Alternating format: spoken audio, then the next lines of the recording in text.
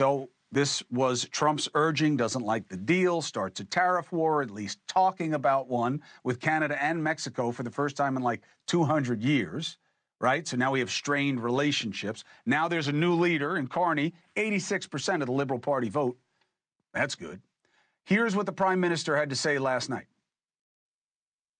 The Canadian government has rightly retaliated and is rightly retaliating with our own tariffs that will have maximum impact in the United States and minimum impact here in Canada. My government will keep our tariffs on until the Americans show us respect. Anyway, let's bring in Kirsten Hillman, okay? She's Canada's ambassador to the U.S. and just hours ago had her first meeting with the new PM, who is their new Prime Minister. That's what PM means. Kirsten, thank you very much for joining us. Appreciate it. Thanks for having me.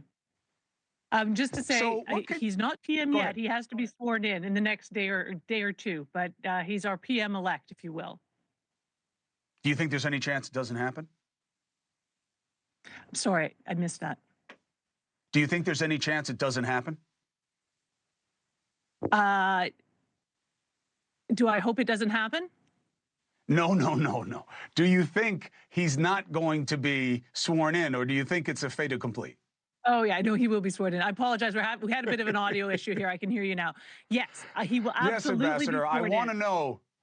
I want to know if you think Carney should get kicked out of office. That's my first question to you. No, Ambassador, here's what I want to know.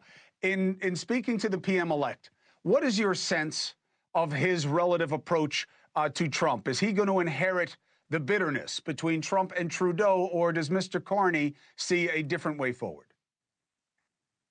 I think that Mr. Carney expressed his views publicly yesterday. I think that the relationship between the United States and Canada, between Canadians and Americans, is fundamental for both of us.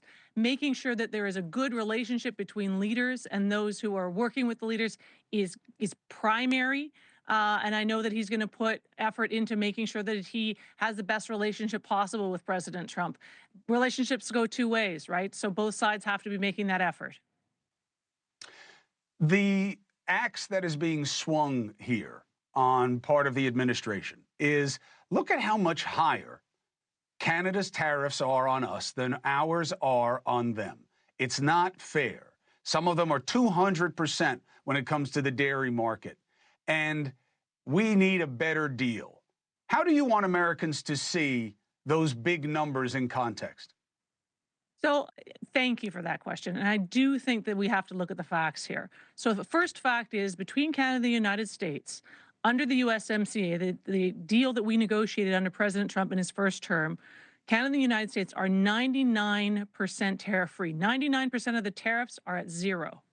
There are some sectors, in agriculture in particular, where both countries only allow a certain amount of product in. And then once that amount is reached, we put tariffs in place or other restrictions in order to make sure that our small family farms can have a share of the market. The United States does it in sugar, you do it in dairy, you do it in fruit, you do it in veg. We do it in dairy as well, and that's what those tariffs are. Last year, the U.S. sold 3 times as much dairy product to Canada as we sold to the United States. We're your number 2 customer. So we need to be honest about what's actually happening here.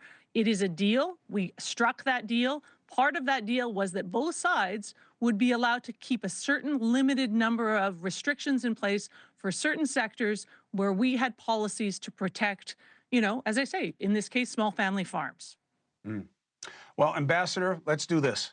I don't have anything else to work with because there's nothing else on the table yet. So when there is, I would love to invite you back to discuss what's on the table and what it means from your perspective so that the audience can get a fair read on it as critical thinkers. Okay? I'd like that. I'd like that. And, can I just say one other thing? And the president is very keen on fairness. And I understand that. It's important for the American people. But here's something I'd like to point out. Canada is your number 1 customer. And you have a trade surplus with Canada in all things. Go ahead, Ambassador. In all manufactured goods. In energy, we sell you more energy because it's a discounted rate, because it keeps your price of gas at the pump down, because it fuels your industry, and because your refineries take our raw product, refine it, and sell it for 3 times the price to other countries. So on the one hand, we buy more goods from you than you buy from us, and more than any other country on the planet. And on the other side, we provide affordable, reliable energy that helps fuel the U.S. economy. To me, this seems like a pretty fair relationship. If there are things that need to be discussed, let's talk about it.